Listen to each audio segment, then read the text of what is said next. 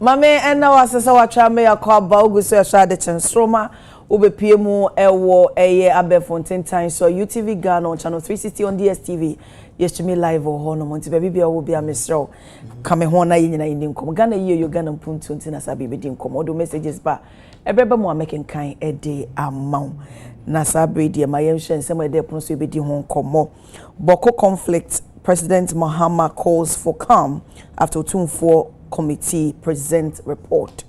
Yebedi on Supreme Court hold Mandai seat rerun ne yaboboso na peta maye de obo krata no sasona nana dismisses of Oriate's intervention claims about to JBC His Excellency the former president and Danko Kufuor President Mahama say adjobre me say me wo fasio say me nua na mo twene davre aboso no Mr. O intervene no na na Kufuor abeka say no kure bia say nim o intervene o interfere bibia o believe in rule of law nti mrano enye juma ebe ifo mabeka me say Ora Alfred Kojo Thompson former deputy MD NIB Saso and Bernard NMPC head of corporate affairs boss head of communication of Ancheme boss osanso kasa Emma National Democratic Congress.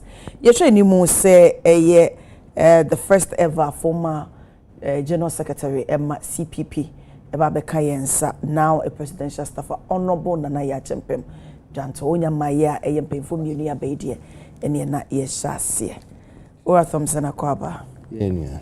PC bokode. Meguso amawe yakonso.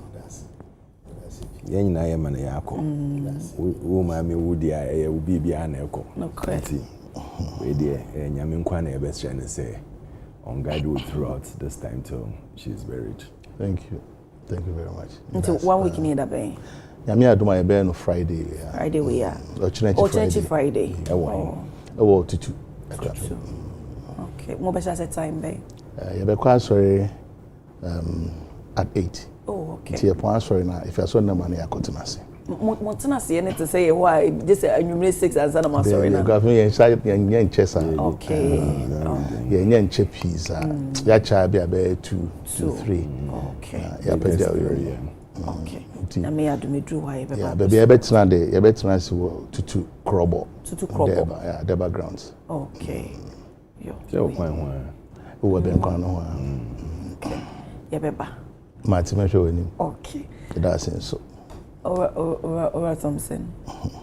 Why if say Christmas? Me mama fisher. Mama fisher paso kwa nka. Why if say Christmas? And the light is so with you. Sir. Light is you. I like this you. I mean and I remember send why if say Christmas. Oh you your brother the home. My brother the home.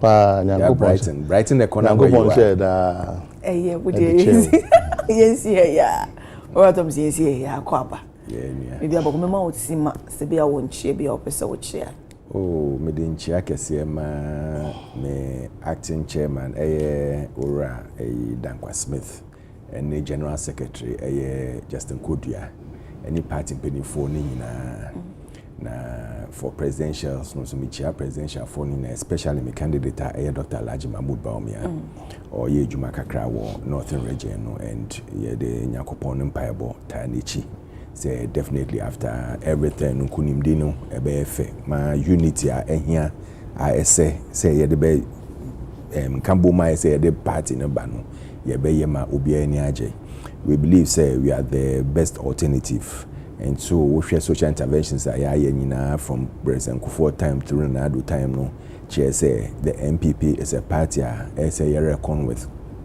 any challenges over the few years and with the defeat there and at least will be a candidate near there but say assemble mestre say yenka wode we won say ene attach ameka wa bekasa fine. But so before bana wo kanya mabia to say most can say ya to dan achene ni ade no now it became a whole issue it's another topic because on also feel say ye gun hu fi bloggers at church on hu nsem ni ade say and award honorable can to dan am on a wo bet na ho aka no hu nsem ni ade but apparently no so enye kwesi kwaten ba ya na ka ye hu say enye honorable atachi asem no oka obi foforo de Inti mesre sometimes no yen guarded the way ye kasa and adia ye can because ebeboa to bring that unity and the peace that we deserve within the party. They can't no even the government cannot do without the opposition. And MPP is the biggest oppositioner. Say yet to make check a government no honest those. There are so many things that are not going as they promised. 133 for example, up to now you 133 nim anani chikani be answer. These are things that we should push them to do it because when we take over the realms of government, we don't have to start from the scratch as we've been doing over the years. So that we all push and make this nation the best nation that we all want it to be. In semester, we should be able to come together. We should put it aside and work together for the unity of the party. And I'll also call on the president, say he's the father of the nation. And the president, he's become president for all, not president for only NDC4. So as much as possible, some of the things you should be able to call people to order and bring that unity. Because we are president now, I had to say country now you're too polarized now in Chichemu Woma. You don't have the peace of mind and the tenacity to make sure that things go as it should go. Intimacy on reflective over 2025 no share how things have gone. Now 2026 no yen start on a good one. Now be rally behind him to make sure they say at least 4 years or 3 years I can or be succeed so that when you are taking over the reins of government now we don't go from the beginning but we continue from where he's finished off. Medase. Okay. PC. Yeah, be a medase. 1 minute is 105. No mama, don't pay. You saw Casa. And he said, "I studio." And he said, "I studio." The spokesperson so PC. Mama, now was now I'm in French. I'm doing some yahwefo. I'm a mama basu. I'm say I fear Eddie Kang, Eric Oneri. I'm admire by next year, January 7th. Na NDC enya 1 year. Okay. Mama in fair representation. Abribia no on the program because we who NDC rep. Na amoye na no jo na amoye na napa. Ebo mabaso. Amane ebone de adwuma na ekomre oyemu nti. Ama obia anya amane ebo papa ekafa President Mahama ba ho. Mama nchia ora apachi awo no. Na ono ye CEO MD ewo boss. Oh, okay. Chiane deputy Anajua Bonzi. Me mo nyina Africa pa. Unfortunately MD so dey say me a anozone ma me edan mechi. Sheban yakopon ya adoma January na e be pen kra be okra. Me man shedding. I mean chair President Mahama NDC benfu nyina.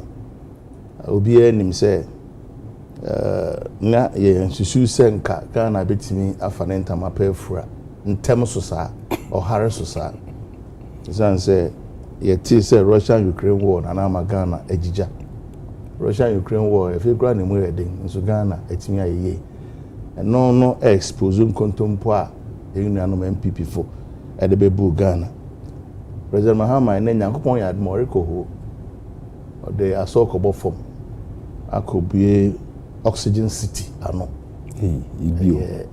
estate development what they call boa who for President Mahama de onka ema onto oka oye no be any say anka Ghana bebe ewe yebema yebeba bedu bra petrol bo ebeba form nanka ya enim ni say petrol bo de bia ekoso and so mrede enya obi no show obi say bia monte petrol so na mum economy no nhihye no a compare obi an say onye ne efata petrol bo aba form inflation ene menti bi poda say inflation now 6%. Me nim ni say yankopon ya adoma ere nche kura no ye benya deflation wo Ghana because in Cabribia ni ni mai say sabro fo no kura yan kampo ye ba yan kasem fa ban on man ni sikasem ho yanka na yeka inflation yenim say bibi nso the deflation say bia see niam abo ebe kofom below level is to say Kazeko. And no exchange rate will be any and a dollar have been Nanko be as you say. Here could bring a breed $1 because and it's not be bring 90 to 1 year mass. Because night option says $1 and a cost ranaja. Wait me up Nashi mana ye. But Sabri, a fee, Sabri, $1 and I'm 17 cities. So you to make 10 cities, 11 cities money a year. Yankopon sa wa maso o President Mahama so no onko so ma ne sa enhumu no na Ghana anamuntu yantimi nkwa enim enemri nyeme nyina achi yeje bosia ma Ghana yembosia bo yama omen e collapse obi edi efe do kwa bosia ko so fa ma obi President Mahama afi ba ko na ebe onsi amansan gwa so se okwa akoje bosia da on koida yenye bosia kapre externally da memom bibia nso konanim o se na nyame ahwa na no wahira no enim se afi ba ko be wa be kan ya yewo ehu na ebinom nkomo a wodi se papa ekura de nke be ya ye mane ntu aso na ade mpo ene amafo afiase kasa ansem no amafo afiase di sa nkomo no ye be se ebedu ho no o sa amfo na kire ne ntu aso oba me kroma o kan egwa nti se usum free tentin fa wafu adabe jan be ko no kisi dem so ma me nya ntu aso adabe chi akrante dem nti bo se wa amfo na nkasa be kire se tu aso ye ana ba ko ye ba ko be ko awo na chim won ha wo ho nsan ko ye okay se o tu aso bi nti ya sorry abna ma me fa ko nye so na me ma Ghana fu nyina afrishia pa afi se na ye nhye tuntum entiha na mom de be fita amen na yede abuama bronya di no akoyiye yankopon mo bia nkwaso okay medase medase pa me women's organizer regional women's organizer Ajwa MPP women's organizer so chia okese me no so any me baboy Daniel ono so was central region 5 minutes in one fine one oh they be say na me hu so mo chia na me say ma me kan chia okreko ye je wo mo sopa eti yes asie ma me enshase free ho no boko conflict president Mahama calls for calm at least so be can their president kan na membra nti me nko on president nyama o kan na nti ni His Excellency John Dramani Mahama editu sunfo nim seja boko ntoko nkohwe na eni di ento nti na netu anamo nti eno na ode mu report nyina ko ya ode koma eyo mampanyini o se President Mahama memu no ama baby ampanfo bu ise wosoma obanyansani wonsoma anamontenten abem when say praying or the 58 ministers spend a year Ghana 58 and ansani and na 120 125 nso two no nka homo munye 60 58 enti na ye ka no say nipa ni ma de ne ya ehia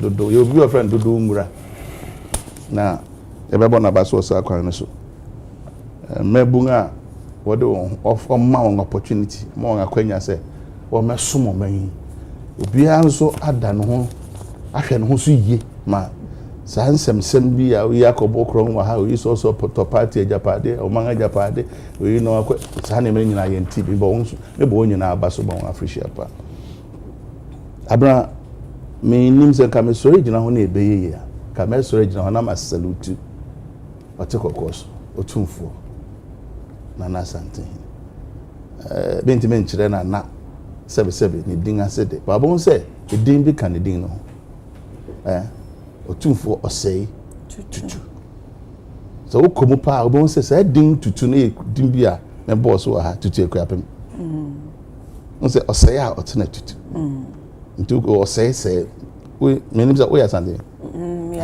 okwa asante men ma on dino to me boss be brave I know happy people bet me they identify and I would be qualify a particular person or person or friend nti dining chiremo no e ba be pio me krom titu so na ya dia enra no kra ni bra me tie no me se fem I was say good me e be bona ba so papa ni adanase ntina mpemfo ka sɛ woni panyin a die nana nene pamfu dwumadi a wodi aho amane bɔ a wɔde bɛbɔ Ghana sɛbe o se okwasia sɛ me nanam fa nkyem obi otie me okwasia na ɔka sɛ wɔde me yɔnko na wɔ neme o sɛ ka 19 pɛ na sɛ ebetimi aka wo to ma na yeye sɛ Ghana bia bi asomdwe ni hɔ a ɛyɛ Ghana nyina yɛn haw ɛsan sɛ sika aban de bɛkɔ hɔ no ebetimi de ayi bibi foforo ama na benefit o man ni nyina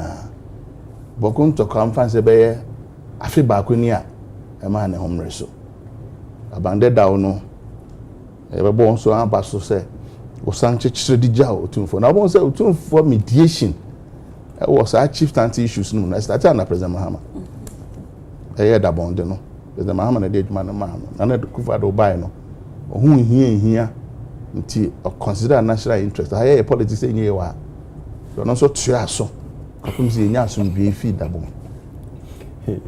nti the same thing na ni I course na negufa do na chase President Mahama buy no obetua so yamfa mi fi ha amemu bi boku ye once upon a time a business community and I said a whole township na baby a very strategic wonge fi boku na bedigwa o ma ni wonge fi togo bedigwa o nti se ho no na ye ka se egwadia na nke hokra ya kosura chen na ye hu aflawo o ko aflawo a Ghana na Togo pe boku de na a household three nations are na e border was a ho no utie kwan a utumfo de na mane ebo no bai na o consider historical antecedent enom ye hu se o sesa ntoko han kra nye ne nansan ya ana nye obi ofi ho nti ana nye obi a obedi ade nti even though what traces kakra na amanyosem wom because o hwe brano a regime bia ba epeja onu mu a ewo ne yekọ kopem se ne krakra ti atwa no ne anra yeti fi otumfo ho yi na ebesere ni sebe wo se senka eti nka eno nkyerɛ sɛ abontensu ne mefa nkɔ enti eye mu amukrum matena ache despite say wontwi aba brano no why no what me nti be metena ha emeka be different from near otumfo amane ebo no de ba abonten no ni akɔwie ni say baby ayekeka kɔ no na me ya do ba nche ye benya asɛm no pumasebre na ka asɛm bi nra na mani gye na o ka mani gye hu ne say sɛbi ohimpon bi ani Ghana ha obro Ghana mraso okay asɛm a profound wahu asɛm a ɛsɛ nyina yɛtwe kɔ sorry yɛde kɔ adwendwen mu ni ahwɛ Ghana montuye we are political party a moro mraso na nanom a wɔn wɔyɛ custodians of our lands wɔn na ahwɛ ɔman no so traditional rulers no agya atom sɛ na wɔyɛ nyina no ɛsɛ sɛ wɔyɛ wɔn nneɛma ma ɛhyɛ mrase yɛbɛbɔ na aba so okay no osandu be bi so ball owura bi din sɛ ɔhwɛ ne commentary ye anhwɛ pɛ na anu akɔfa asɛm foforo san de akɔba nye minister no your former minister okay but na I said near baby a asɛm na kɔda no osisi sɛ o aba ne opim o yɛ tuaso bebre pɛ na ɛde abufu ba eba ɛde yɛ odi ba nti prempren boku ɛde nkonim Ghana ɛde nkonim ne aka ne sɛ yɛbɛtimi de ose ayoyo na yɛhwɛ sɛ kwan bɛ ne yɛbɛfa so because nera asɛm bi nti sɛ yɛntimi amfa nkyɛ nyɛ mfie mu a na akɔyɛ tirimu ka asɛm ade a woyɛ me wo na kwan o ne a woyɛ na apɛ sɛ woyɛ ni mempa about sɛ kasa ne me nyinaa emmemu bio enye bibi ebe pretend na me ke wate ase ense see fake sa acceptance no enye genuine obi amfi no kom se me de acha me ye afimi mu people can fake. I'm say, oh, maybe I no boy. No, we're some free. Be send them. Men some out here. I just say, and I'm pedun you be a boy. Or say boko. Make a buy no so say. On trap we be no more. I can't be born whom she abefa. Name person say, and then one now ope. Okay. Ope who are obenya. Yes, right. Eye busuasem kakra. Enya sem kakra. Na nanso ye revelation bi na oka asem bi na one na yiri ede nkomo no ebem. So onyina ye memma. Na yiri asem ni o. Onyina ye memma. Enti eje hu memma. Na mma hu oneja. Na asetina no enye prekope. There are examples na site bebre because so na no kra be no na ebom ye say na won atena baby fa ko ache. Won atena fa ko ache. Ura MPO prempren ura mahama ya ga honorable. Ne maame fa ye kusasi. So ho na ne maame fa ye sorry ne papa fi ha ne maame fi ha. Nti ogina mfrimfiri. Ye hu sunsanso ye de bai. Sunsanso ye de bai na kan nipa dudu bebre. E be kura tu akotana mbe. That's it. Nti baby aye bi efe no be ka so na nka ye ne se yanka. Ke ye ne se yanka. Bibi an she den si nwie ye de.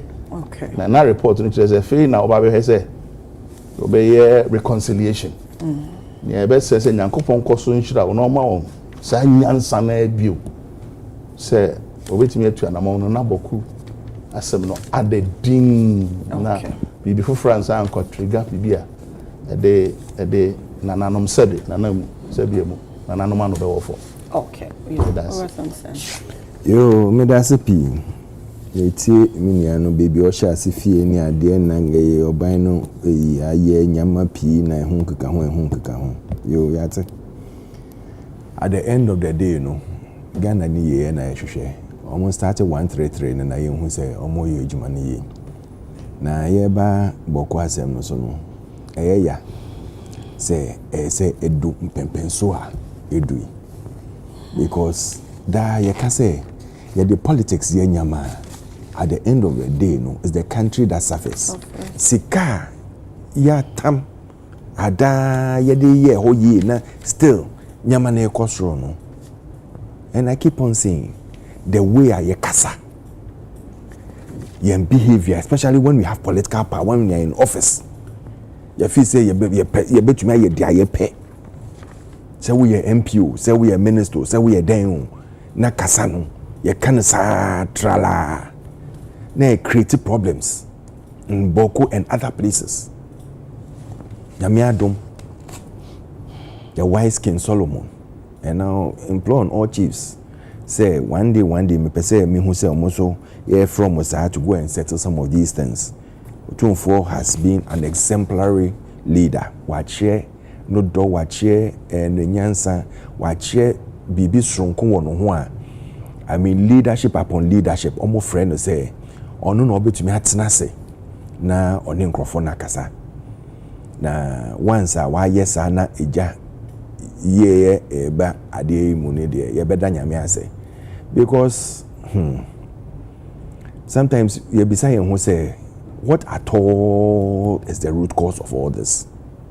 Ebini only former minister kasa wo no say on share the way okasa no because it doesn't help the situation.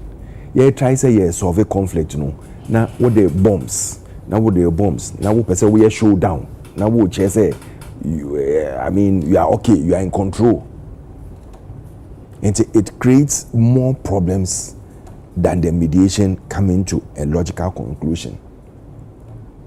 Now why are there? It's not an easy task to be given, especially going to Obi Fufuro Kroso, bringing all the factions together, sitting with them one after another to try and settle some of these cases. No, it's not a small thing. Mediation is something I mean you can talk the whole day. Na microphone peneso ya te ase ye ni ye amon ni ade wo behwe no na adwensesa ba mi biom because obi wechire ntiase obi wechire enjoy nti ono beka say oh at the end of the day no me pese eye media eye dia memepe and they will push certain small you be hwe na problems e baby o ye besre boko foso say omo fa bibia to nchen na omo hwe the interest of boko in the country because every little money I spend with boko to solve all these conflicts no is affecting the development of the country yehu enti ye besre sa sika no yemfa ye bibi mu na embo omo na impuntuo kesembra boko na sa trade hub na ye no it should grow and become even bigger than that ye besre omo a team na come it won't take us anywhere yemfa bibi anto nchen na yem focus on building the kinship the people of the town near there nipa bakope like we always say nipa bakope na betumi aye president nipa bakope na betumi aye the king or the chief in that area. They can't take two people to be chiefs. Inti ebese obi dey ba it's God's time. If say you install with chief, they can do whatever they like. It won't happen. You'll be installed the chief. If you are not let's move on. There are other things you can do to help develop the place. And you only chieftains, you know. Inti mesre say most you tun for ye dey do baby mpepeso away do. Ye best ro mo say omo so omo bomo de no mo ntua so. Na sika na ka elibeka ko solve conflict no yemfa mbo na yemfa develop boko ye be ye ama ye nyina okay that's it na nyame so nhia otumfo ni ejuma pa wa ya magana man okay abusafo ye ka say ya honorable nana ya chempem janto ewo abedru ase presidential staffer also and a former female general secretary MSCPP ewo ha nana ye mo achi mo official pa me official pa na bra ho na ye face we nya boy ana na won say me say we are bright to say Christmas I'm bright to say Christmas nana ya tempem we come on ofie yakọ me that say and ya fa phone to na show you me ya me twa manim na me hwe ade say me meeting bi na me di meeting na say we di meeting na to nchen bra na ye me topics e wo ayo enti boko conflict any dikan edapono so eno o ko ka ho bitikwa na mbai eno his royal majesty to for say no ra tom say wo de nana ya be nana ya say oba minti no ba wa fe me enti ofie de na me ne kasa che edi hwehwemu ye ne you know boa for sa boko ho nsem nyina akoda mampanyin me say wo fikisi mu ide oh beauty be no superior no hobby so more but no dine chire na bo tirim hey TV so yet UTV na me bom tin ko we go na dine chire gentleman na no kasa pa ya call parliament yeah mo call parliament free parliament say ye me chechire nsem PURC na we can PURC me a board member apart from presidential staff and board members so that's na dey nkan na say PURC na get say odisi wo ho na we akoye you for presidential staff anko you nko na this you papa bi and the way I say to Mrs. Sano e kafa no ho na ba you know energy ta niema Sano now what na match she's good in it I mean only the brother nyina I think say me she has staff family ya me na say ye na ye kan ma presidential staff about go PURC you incoming why fe pa so why fe me that's ya me adro me ho ye me den chia be mamu nyam den chia ya ko ofie ofie de baby a de ma me ewu agya do it's Friday yembra tutu it's Friday ye be tutu ye be abedi na wotwe dan so ayi mi hu but now we chire say me hu say we na presidential staffers area ho enti eja na na te soro what is presidential staffers area ho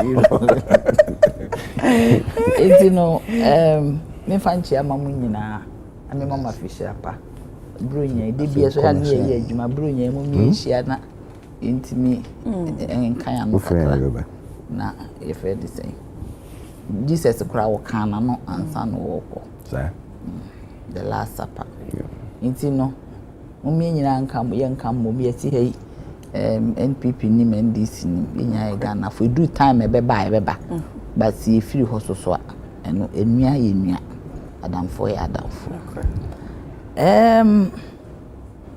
and glasses and put a designer say what is him with that glasses the trends ni yamba wo that me bomb life for that though say a designer say they be a bomb life for that me bomb life for that a chimpim jant aba a chimpim ya one a chimpim one back no size board chairman and a board member no size me medjuma inti no if anything enra meti otumfo na utim say asema wo kanyina no o di peace na yeda na se wetimi anya mmre na akonya na ewa santeman na nya akonya ketwa ya na oti se nkrofo keka se na ohini bi ayo hene otumfo eyo hene sonko na eno awoto ne boase edi humility ahobrase obi ankobeka se oyo hene ti president mra ne na so otu kwan eba be present a report na ne kase mu nyina na wo very emphatic on issues bi wo de akukuduro ene kan se ne eminu kan wo he enye obia ne bedi hene enye obia ne be president ofie ti wa say wonye president so ye more powerful than ebinum otemasi ofie wote he wonye president oba ba bi o hye no ofie kuta power uni baby ofie power we be your nwanwa but onye president there are people after the day obemba umia oti ase owo power okasa aba umia eden otie enye obia sometimes kwa oti akonya no so kra uni power bia enkrofo omo nam ho no kra kuta power ewia se de efe ne so obeka asema kire panyimu ne panyimu befa oti ase wo nya panyimu no ba wo ka asem kire panyin na hu so waye a eya ade a ye den eya hohoa nti yenya ebe pa boku chop boku used to be a very vibrant business hub sese akwa te se de wo kɔ north kra na akɔbɔ boku din kra obi mpa ahwe oti mase nti no esese yenyina ye boa no mu nyina so hwe Ghana ye nipa baako abna yi broni na abechiche yemu na ode kasa bia toto ye so batanka ye nyina ye baako ozi ase so hwe yen ye ho no kra Ashanti regional Brunahafo Ashanti odi ase ye kasa baako central western ye kasa ye tie ho kasa eastern ofie kasa amete the slant might be different ultimately even in the northern part of Ghana 5 northern regions omo kasa kra sometimes we chia waso a ene ye dibo asini bi ye similar aye nyina ye nipa baako intini me believe say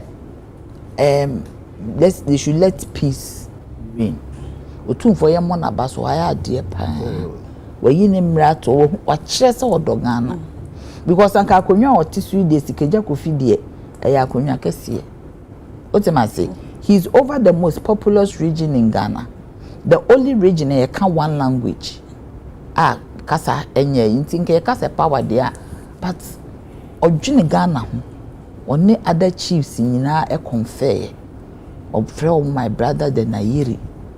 Anyone mo kasa wonim baabi a niema ni nyina ewo. Wa ike kapazo nesi ni fefefe. Or the road map na abeto.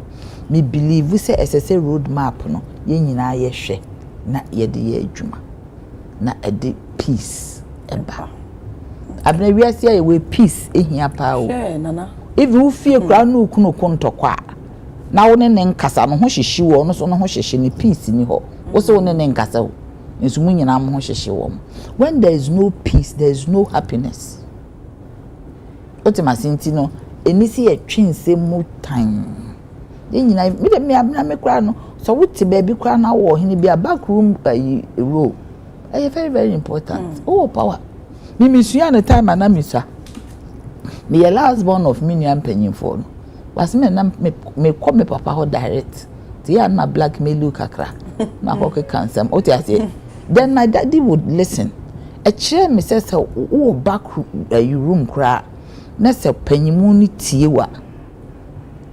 It is the best. Inti no mpacho nipa ko obo obi din. I mean me repeat it. obonidin with TV so no feel to the rightful person to lead the people of Boko. If that is what it is, we should let it be. What am I saying? Bibi man no. No crefie ho kra no ahemfi anam say wo kwa ahemfie manhia me ho na mfiri. Nkrofo bi wo ho a wo matutu ntoma na omo sisi gate. Say ne obehu otumfo no je say wo de fa omo so. There's a meaning so no so power. I tell you I say otumfo. Me si hwe one day me ko Kumasi me ko fie me ko no otumfo hu me no say ya wo mafie. Nam say na because me bakra ya me ni obi anya yi no say me fie ade wuram obi a stop so hwe no say wuram obi a stop o dem say to boy abra me say nipa o de me share ne nsa say me dru Kumasi pe me nka nche nipa kro no fa me mra nipa be me nsa no de ma share mo so mu biara zam inti no say me say me hu na me find me way what to dem me che na say ti there are times enkrofo kram put e chira omukuta more power than the odi ade the odi ade no wadaw we of aje na ebi no mbo ne nchen a wo mu ewo power ko so si forma one wo mu ne di nkomo me pese me bodi obi ze kwaku ado on na drive obi so hu ayi a agije so de fa no so uti ase because wo kwa on ne na ekọ nti asem bi obeye den obeka agu na so o si dem michire he says in Bahama the same nkrofo bi wọ ne nchen a omo na ka asema ebem ohini bia wo bi me nka se nipa ba kuma obi ankonko yi ma no si bone ohini bia wo nipa o ka asema eto na so intine se wo ni akonwa kra na wo sa role into the next person wo mun patch up omunyi suspicion in free ho omunyi mistrust in free ho no mo mienu nya den enka mom no mo rule boko na boko nsa ma meye the business haba na etie before ntokwa de and the president excellency Mahama Kebe unse me kan ma mo ni di anje se mi wie is okay bibi right of the time na ko di man na me so kana for o so kan bibi na zo e ye o di adwaso nko o so man boni di asamo kan it's the same so am better na mambo me dey arrangement aso and now kasa no can bibi o see peace is very very important and it's expensive and very near yes o see peace is very very important so they should give peace a chance or say war almost so peace and this is not a military battle this is a humanitarian battle in the mass so omuyi military force and brute force if abna wi asenye bibia na ye di brute force ye niema bebre ye mfa brute force ene ye so wo de kasa ene ahobrasia so wo hwehwe bibia sabeka sure me da se pa na me say na the second person no if for any reason go full see asisi no go full see asisi no se nyankopon sa woma ne mre beba that is it obegina baby kese bi kura ono kura ne ho bedwiri no sure MPP for pam me se na meti he awo me honorable say we the same place we are board member nyame the same place we are board member we are presidential staff we are special here to the president and me see a piece someone they be me making reference to COVID time and no crampo no restrictions simple compound woni na na mo and don't go the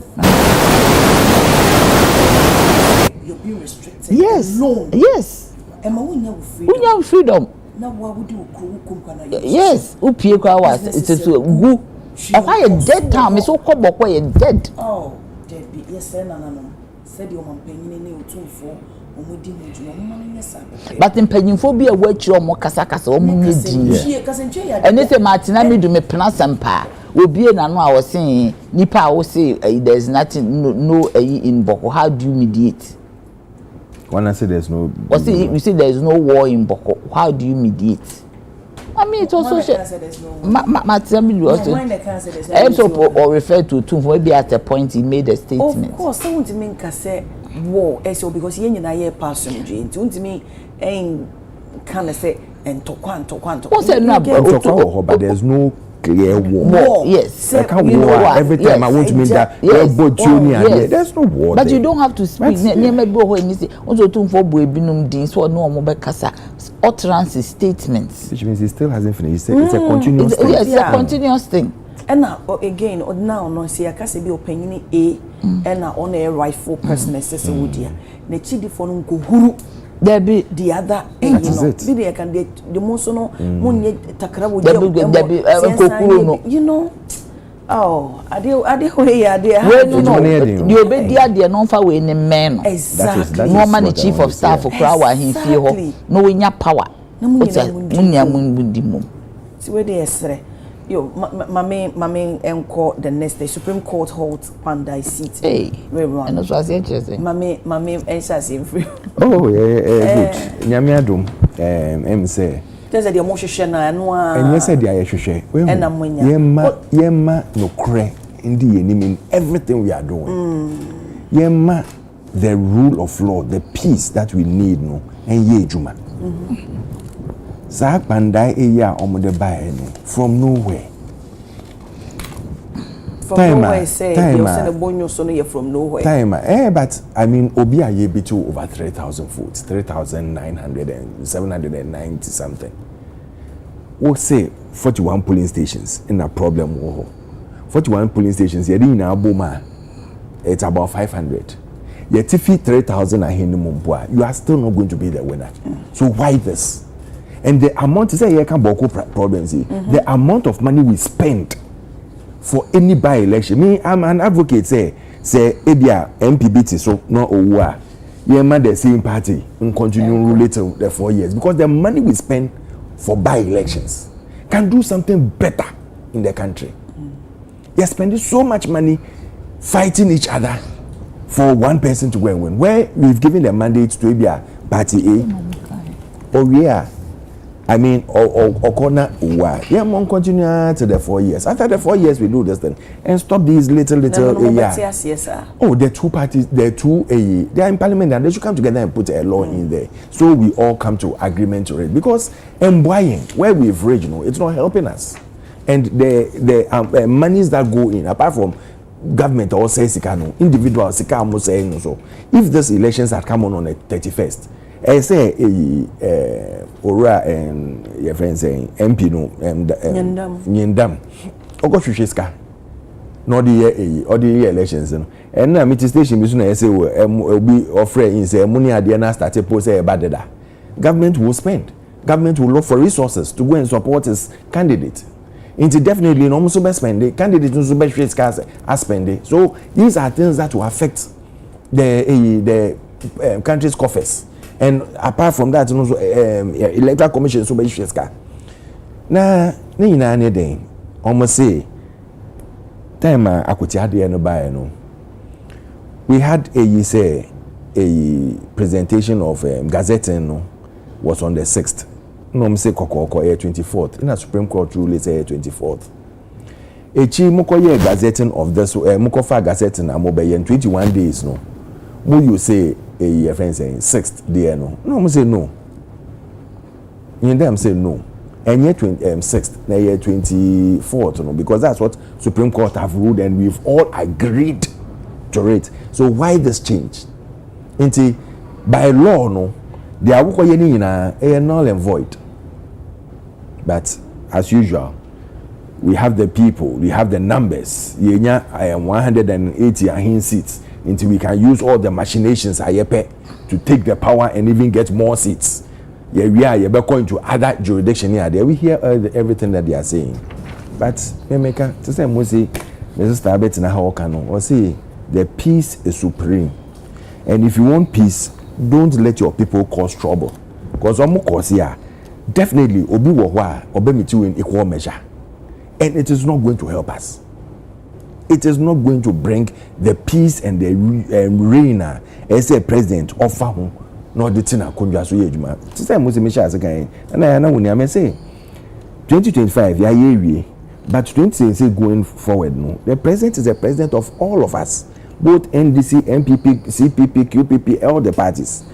We should rally everybody behind. because it doesn't bring development in a nation. Whether you are president or not, at the end of the day, problems say you always want to at least solve those little problems. These little things, yeah, you'll be na 100 million bill, 200 million, even self-cognizance bill, so the unity of this country. Let us do things that will bring us together. And that is where development will go on. That is where we will see people that are rallying behind the president, whether good or bad. Because me, I don't want, and I'll never wish any president, including President Mahama, to fail. Or failing, na the reins of government, we will suffer. Because we have to start everything all over again. So I never wish him to fail. I want him to leave a legacy. That is what, and one of the biggest legacy you can leave is unity and peace of a country. Okay. And putting things in the right place. Court ne rule says who say almost 16 January no bet na asem no so at the moment it means that my friend saying 13 January na 16 13 okay 13 January to 13 January no bet na asem no but at the moment oma kwashe the high court ruling which means that Honorable Nyindam is still the MP of the area till they sat on the case. Let him be well represented. Let things go on as it should go on. Now, who say at least the country, we are heading towards a good direction. Almost question, are you sure? Almost question. No, so almost question. Pede lawyers and at the end run a meeting. They haven't squashed this. Lady, former information minister, Hajia. Now, Fatima, and all no chimo, since a Supreme Court at the Abano, automatically a year easy, who quite so more, and say easy error running there, so they are, then it means that he's still the MP till. But obviously the case has been adjourned. Okay, so then they've halted. Halt is different from squash too. No, yes. Okay, halt the rerun of the election there, which means the High Court. At the end, in American. Okay. PSA, my member also. Yeah. There's a way to come. We must have. Say in the morning state. Oh, Nana ya champion. Just a wofa Nana ya umami. The board member ni special staffer. What's it? Me heko bia. I'm not heckling. Nana ya Mrs. Staffer. Until by show you sweet. Christmas me call if you are now. Who's that? More pounds for Barifi. Nedu baby. Heckling ne cause be brand you are bonting on if you na a chief heckler afi dey na dey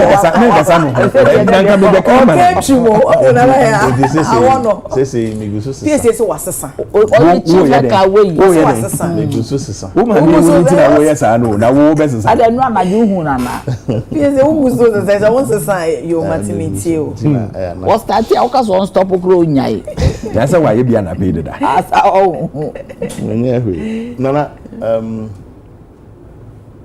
meti bibi fi MPP fu an we de me samba please ni so 4 minutes so mini akra say na 133 bi is a 24-hour economy no has na work na na 24-hour economy MPP one problem here then so what said na we hold it down anamebo ya you can want to ba fu na ade nyina here down nti no then one of you president Mahama pa so in charge to ba him here wanga kuriya sound the kinds I didn't cry no one to say okom afum koye wanga dima 24 hours na nkro no won yire mbaba bededa sebe ntemu how ye den mo wa ha no ora gusita no ebe launch action plan MPP sana ntinu wo ye bibia na yabasa no and send this betua na mon what na say e hihye bibia pepepe nti bibia action plan na wona launch na fei ana ni aka esese ebeba ni titiri kra ye economy na mo ye no basa no untimi show be on run 24 hours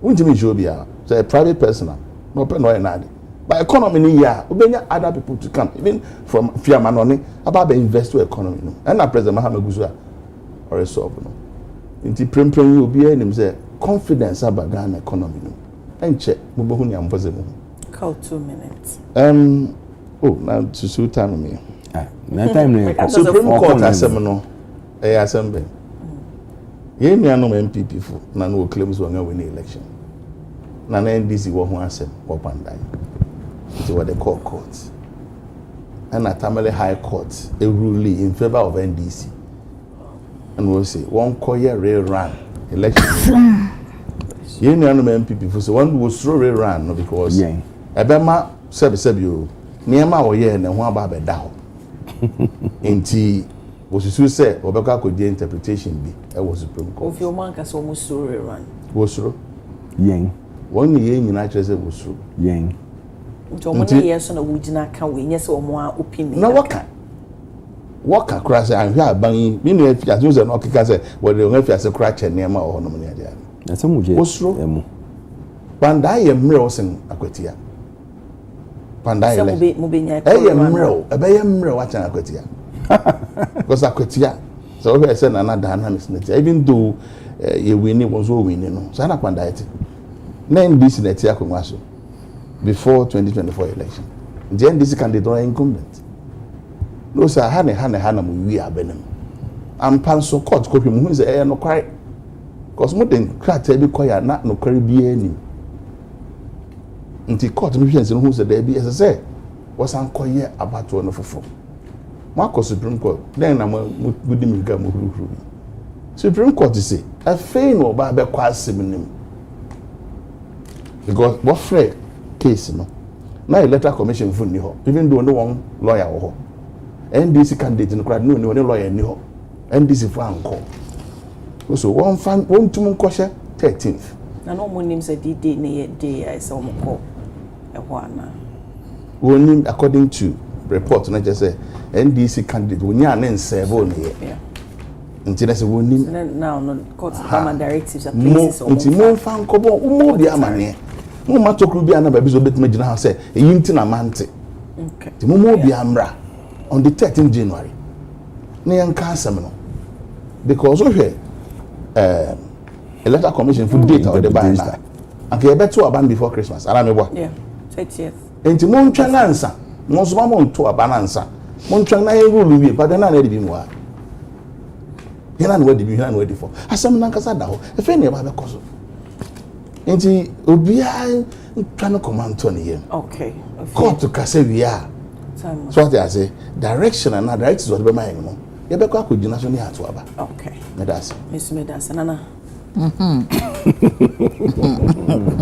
interpreter court interpreter there be a day no there say before I see so omo popo bi sa no omo prepetre sa bi menti ase ade omo ye CPP onye CPP da be no ye CPP we fi CPP or a presidential staffer in NDC government and they say it doesn't it means a lot it means a lot because position no anything no but because all anything or starting no but also go start after oh there be no be and now go here there be no be UP plus there be no be here who go join UP plus they say UP plus be flag bearer they say UP plus who go join me so be flag bearer and make us he be flag bearer in do be flag bearer CPP no be soldier oh he became a flag bearer after people kura mo nana kasa fe de interpreter and better woman means no say yen see you in state as well you see we be quiet we say we high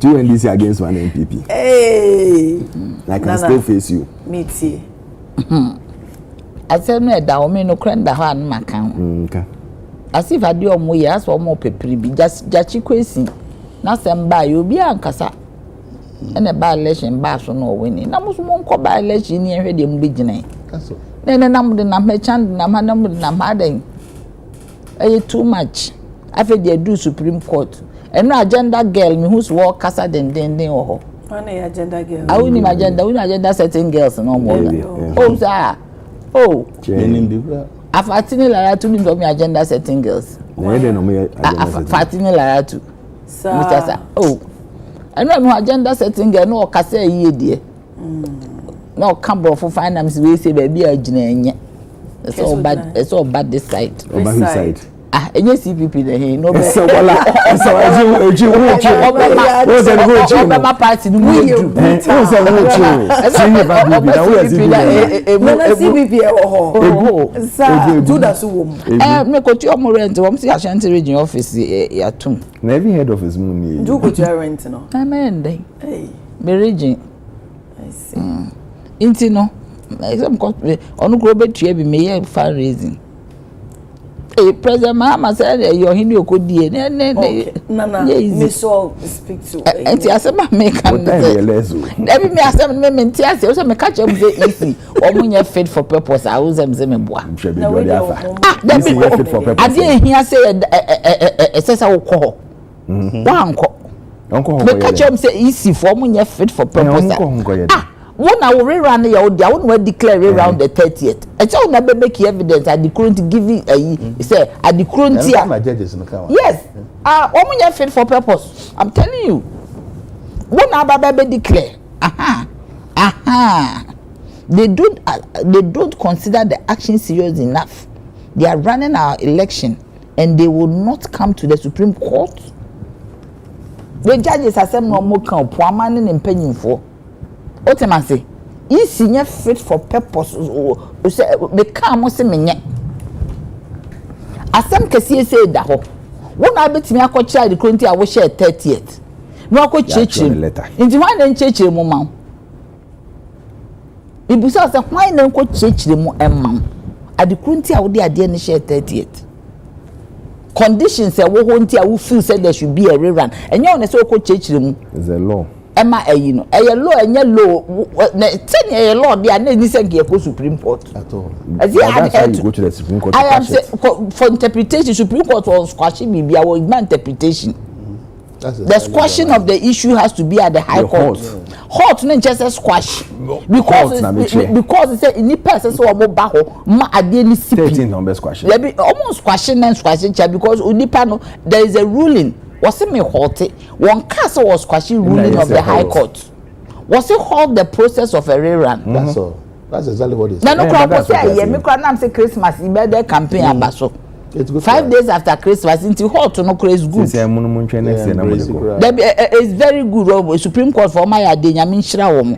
So matimi halt to ade ne na kwan abemma campaign be baso. The point is that isi a wo baba be gina konwam na waka say ade no wenti na mekura megi tum ma me share date for rerun. They are not part of the case. The point only part of the case one share 30th no. They are not part of the case.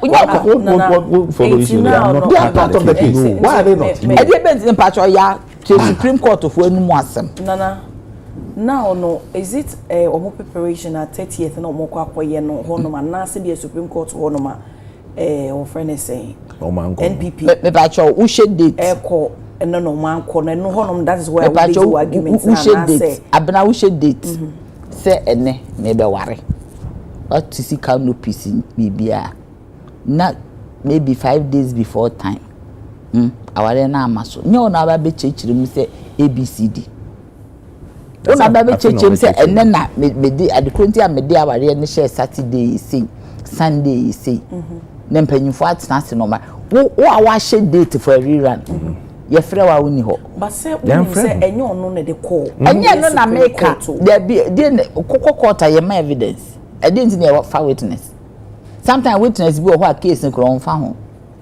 me nya lawyer ni said the problem here and so ne say because say NPP intimi survey ora na pa metini nyina se ba say dey nti no come so to start with an economy so mo hold NPP na be 7 na pa no court no be say na address ni e ma be yes address bibia ye okay omunya ne ba me nti se bi omo allow e ma ne koso so now eyini ene say it's not about say bia easy abram pese mu what is the meaning of parties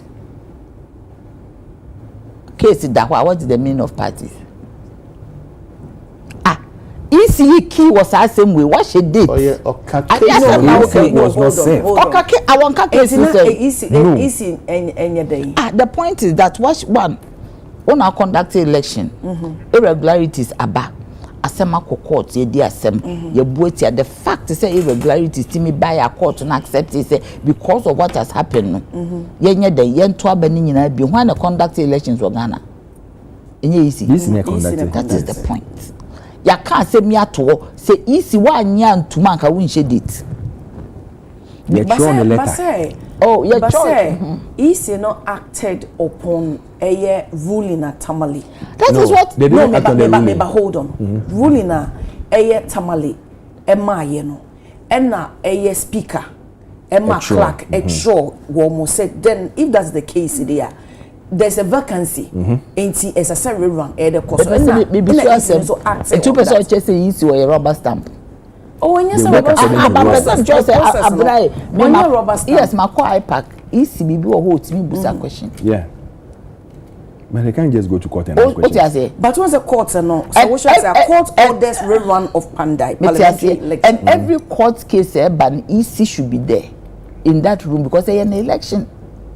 How can you tell me that election somebody can use in count? The judge be a brother your agenda. Open so champs agenda. Now we how can you create what's the agenda? Who's the agenda? Say or church or church because Abna. Asema ye king.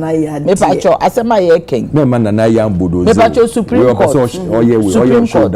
What kind? Supreme Court asema me can no more can in other words. Bro from we picture me there no. Yes, I mean sure I mean any nana me so nti. Ele person picture asema da ho say me there. Yi sa gymnastics we nyina no. Eso nyimfa so. Okay. You good to say Supreme Court say SSC eden yakwa asem no na ya ageni case no na yehwe oti dem mechire no ntia no de enye problem asem mi ba MPP for yi de say ase so mu nye bi da ohu me nua be me ka asem bi wo se yenya bibia MPP for mu ninja amane nka wo mu ninja amane nka anka enyina ha o oti ma se wo mu ninja amane nka Abna represent choice say omo ba be di omo bronya kama 2017 ebinum antimi ani bronya akosi 2019 bronya bia na nipa ho kire no minimo bia Christmas day ni e de natum ya lock no obi na Christmas day odi bronya wo sell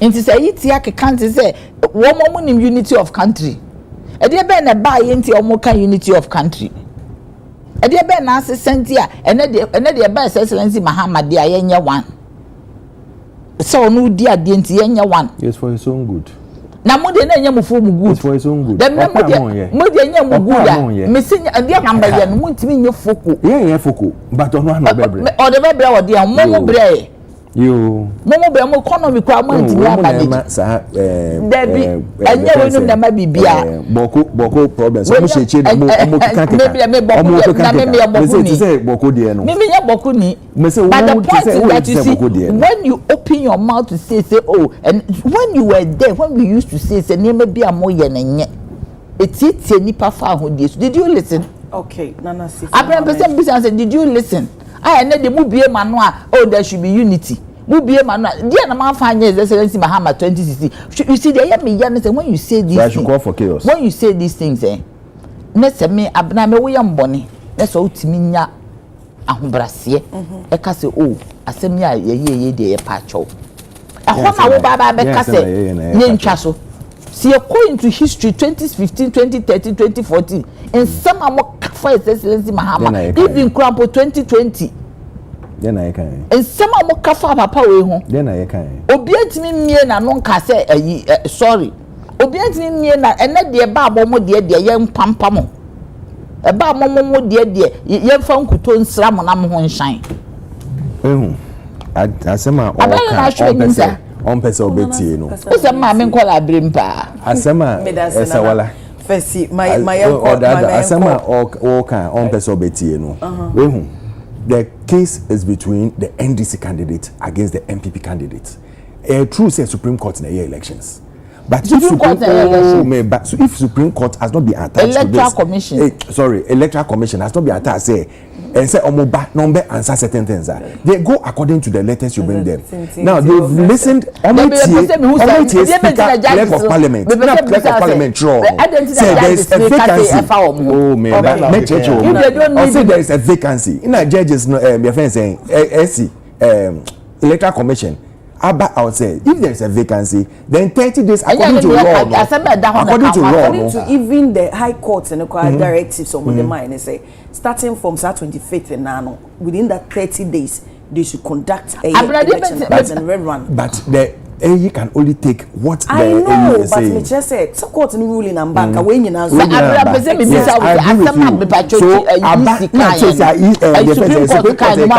they said they've given the Electoral Commission to suspend. I bet you but at beginning or say they have ordered the Supreme Court the Electoral Commission.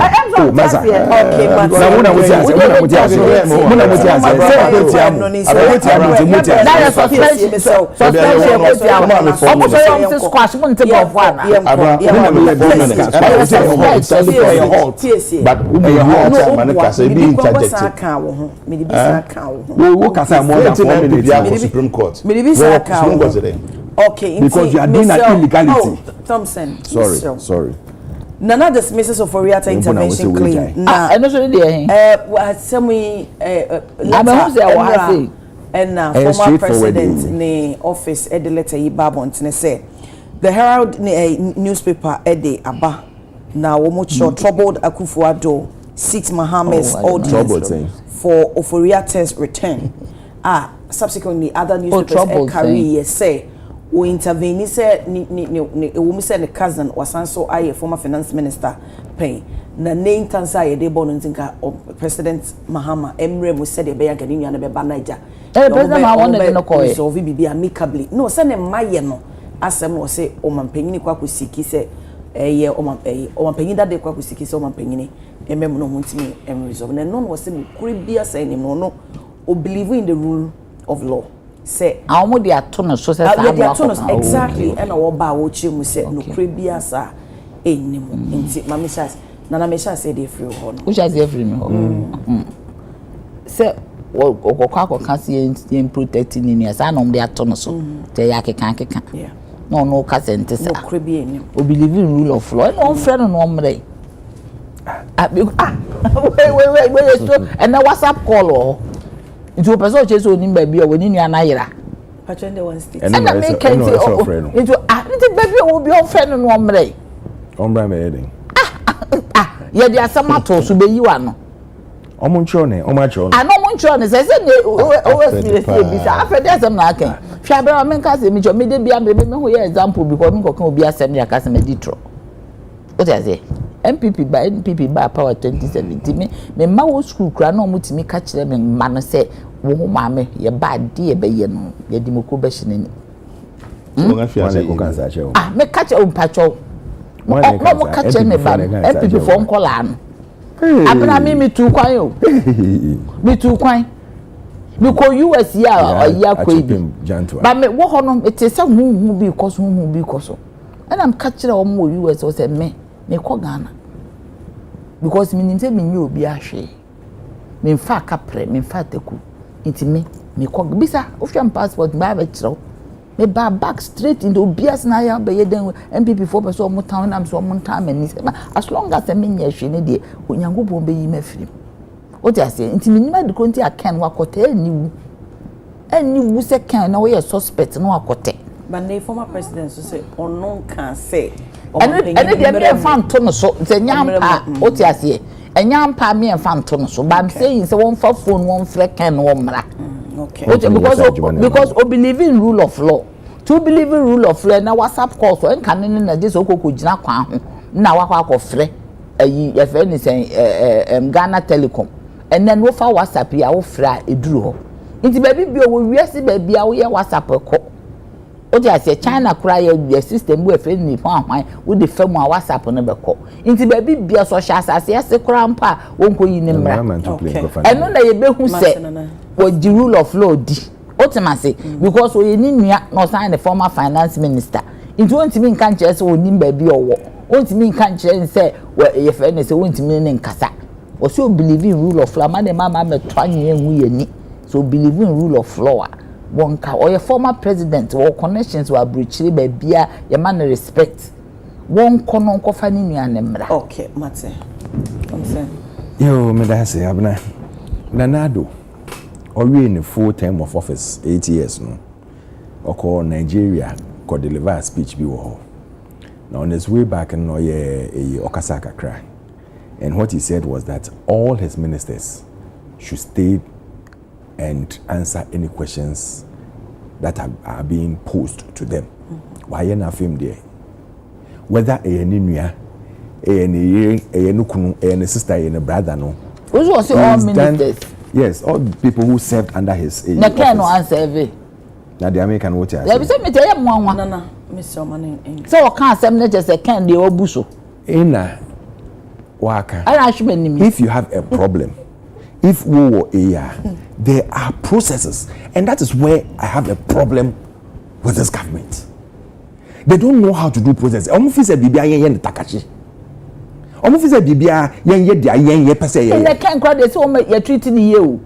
The can obi aka na say. Dem dey okay me ya na manenka. Say bia ka say be ne wo. Can obi aye ne bone. Wo ka say man yedin.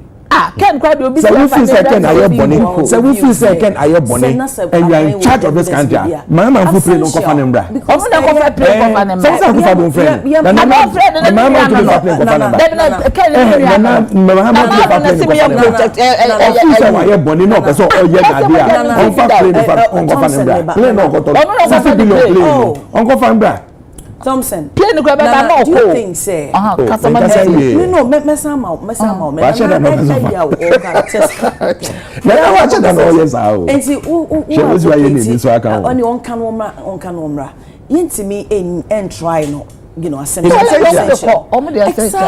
na ni can say you na Ghana for judgment na yeah essential Ghana for that's why I say they don't like the rule of law the ompeso mu hu na ni mo dog na grass to for pen ni mo are no ma waji wo musika say no he wasn't the only person accused in this program na me kasa on kasa ni sifo Alfred thank you mo ma ye mutu against I can 2 minutes. I'll give you 2 minutes. 2 minutes I'll give you. The case is they are making say second impuni wa his lawyers will come to court. You can try him na essential. The others no let them go to court.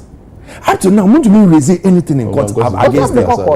Up to now, want to me yes say you to no so red alert you dey na you omo oko yi red alert no. Won say na don't fact phone na friend nua na you don't know what conversation has gone on between them. Ndu oba. Who feel say na do you say if ever we are say say won na wo abem. Won na wo koto $60 billion plane. Presidential jet. Ada na ye bone ana. Ghana Japan. Na ye me kasa wie. They $60 billion jet ni wi a. Ghana. Now president intime. Offer OS president one the chiche nkofo. Na IGP. Na ya time eko. Time eko na dey okay. $60 billion plane no. There go. Because how can you say politics? You are talking politics. How can you say the politics you can go there. Don't go there. One can please don't go there. But they didn't na boy. Dr. Baumia. And $60 billion instead of using it to develop the country, you had a jet, private jet, who say presidential jet. Never West Peninsula name. Never police for need. Oh, the arrogance. Because I don't see why they cannot try the man when he's not here and say that yes, we've tried you, we found you guilty, and this is the judgment. Why should they wait? Say, Obiko for Obi answer. Now we want to on your fair answer. What's the what you on? Why will say what be a story, nice story against NPP 2017? Say, yeah, power no wo there, what you about who got now how we hear story. All of a sudden she's getting story. Like she usually does every time at your station. So how do I do the story? I just crazy story. Obi person chese mboana. Na who crazy story I want Obi crazy story.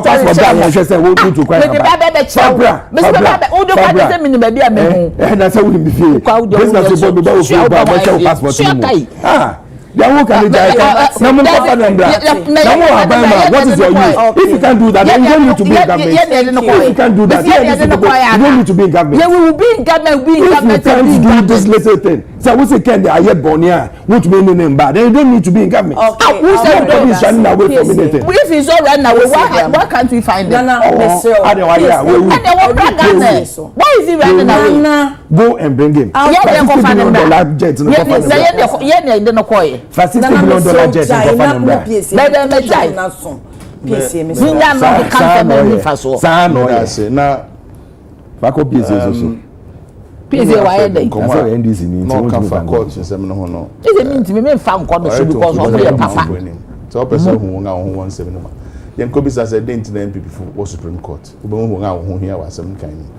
They are not to honor more. If you know, I've read as a phone idea. So Uncle Funa and Rano jubilated and then one for Subayon, I will interject in Quan. Wangana Shazaka, a Ghana court, Abedan kangaroo court. So, okay, what kind of part? I'm them manga. I feel Wanganeji, kangaroo court. And what's the president Mahama? And one has everything. What did you refer petitioner? What the man said, well, you're Konendi, when you Supreme Court. Or yeah, this is all your pepe. Or the man, Chief Justice. Chief Justice Coy no, Coy and no so. As some no, a nina so. Ntipapano and ne or a nejuma. I am Mra Ghana Supreme Law of the Land and a yejuma. It is said, yeah, we hear one day. Mra with the Mraso. Debbie, and I go fado. I don't know about Kasai. I don't know about one thing.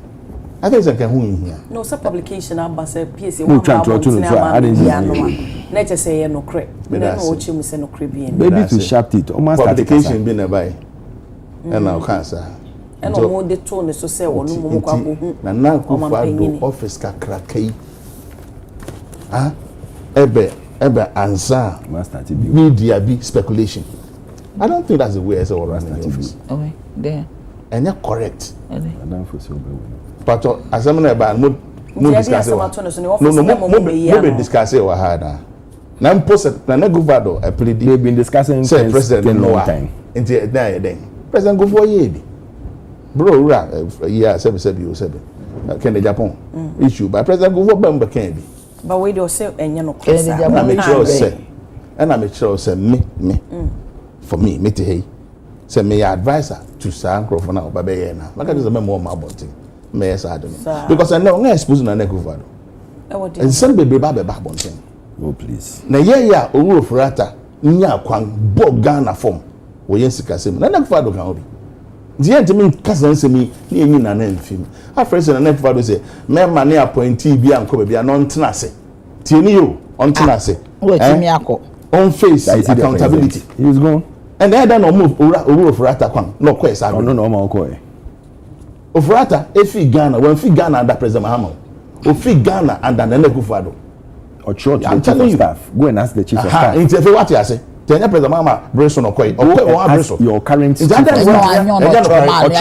true it is not true what is that mean come on this the law is clear it is not true or petition mu chief of staff then or your chief of staff and you're coming in that's a income only one power the best stop no Ofrata according to let Ghana be but that's what only power transition time power the be 2 minutes nana ya na I'm a fast to so on the Akufo-Addo say na ya appoint say na Akufo-Addo say our power no near the hwehwem pa so can say ma onni so obehye Ghana boss e yanko IMF da e chiri okoy o share Ghana boss opentem pa anything man appoint 110 ministers e ko wie den na atwa to grand say Ghana without age o share Ghana boss e Ghana without age onye buso jebusa manemere ye o share Ghana boss no kra na yabufu pa o boy na 90 me busuani me pre krom ni pedi ti e na nsem wa ye nteme nka bana na mo Ghana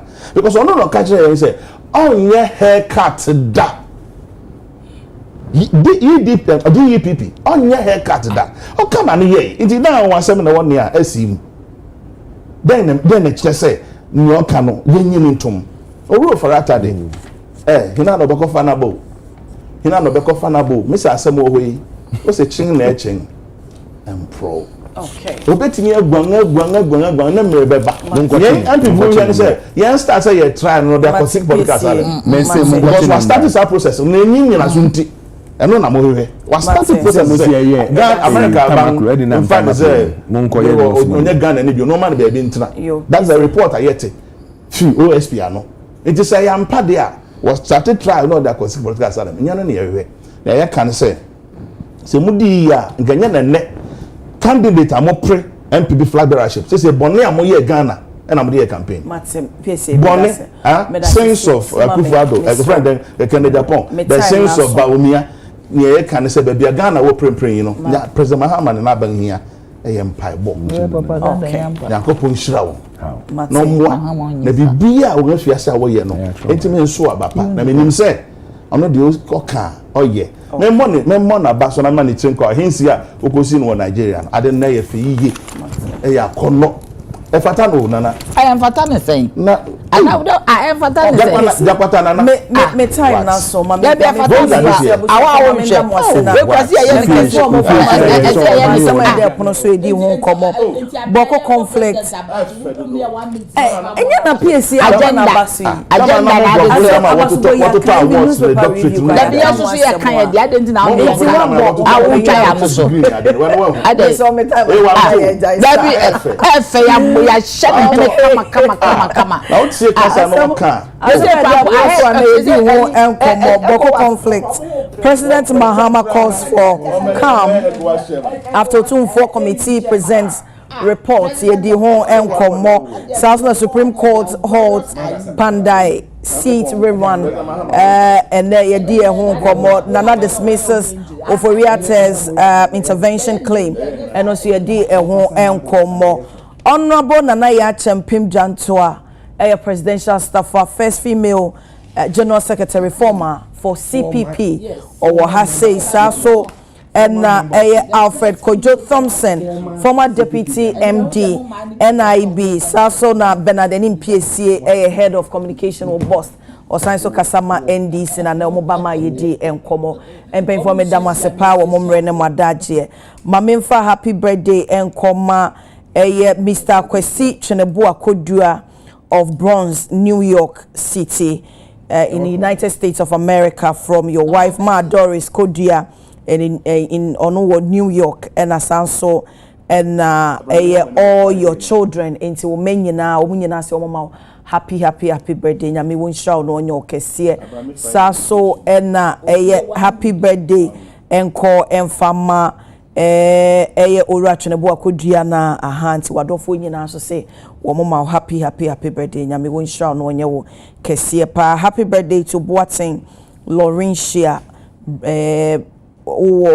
enye sewa known as Ama Sewa of KNUST and Peace FM.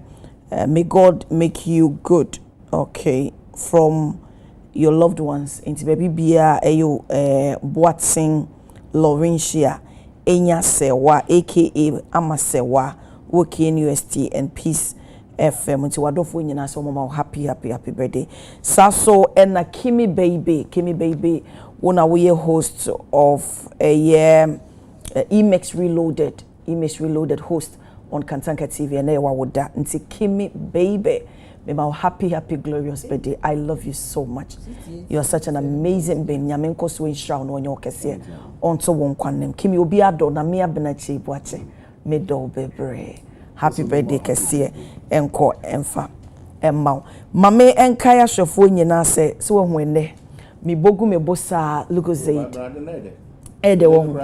Eye me de papa wo hwe eye ene mabedwafo a womo a try become pa na ene look say ese wunya ahode woni abusua festive season wo tu kwan wo kọ wo ba ese utimi gina brane enti wo hia energy papa dia you don't honanom look say emu de ye papa esanso ye fresh ye smooth ekoma nti ene ma wonsa enka bi oje wo 380 ml na the energy strong kokra ene bebrew nti ene num lucozade why wona ma wiase num lucozade o kodakra num bi o sorry to rejuvenate the body no num lucozade na beboa wo pa mekamfo e de ama obibi adwumade ne kwa enim no yame admo chamo se beto aso address ko ewo mama men da part vintage ase part ewo eye ba we top base on a share matade kama na bedofo bai shame says eh abna wan efe me da part ase for part ewo 0242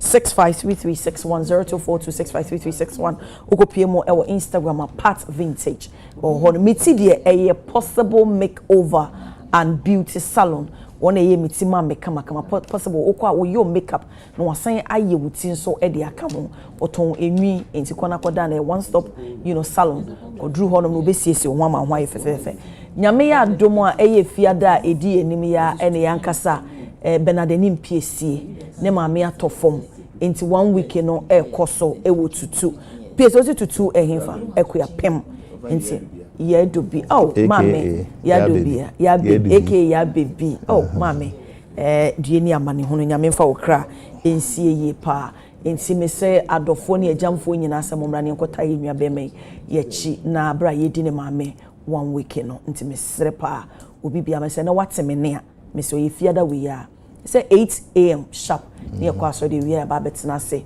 ewo eye tutu krobo honom na ye betena se me se obra enkwa ankosi no mi no ne asori so na afia hye eyidanti so wonim piesi afre no na ma ne ya akosisi ese otwe ankodwa na nwoma ko otwe wankodwa na nwoma emuse ekutu se bam very thick piesi so de o abem na ya tempim janto ase nwoma na beba pa o se refreshment ni na ye no dia na ya se refreshment ni ya ne dia okay woni e wo be se 1 week imponi eyidan de beji nsemu na abna ye sorry no na ye se me wish you happy birthday wa atade na ye birthday atade ene dia I tell you no was Chanel designer brooch aboho na was we do designer bag na designer yo mama na obi bi oje pressure na dwumade ya se ya ma official package ya pa odumfo hu ya mobody ochina dom ye besan ne wadi ahia na meyi mpa ye ma se nyame ntutu wanamonsi o hira wonsa no adwuma so bia wo kwa di amane ye bebre wo no ontwe wonsan na won bo wo ho e ban ti enta crew medamu nyina ase ne wa wo fie so awoje pressure odumfo hu ye mobo odi ochina dom ya Adekye Nsroma wo ho ma mi din dia bana chei bo acheme na mbeso sabe dia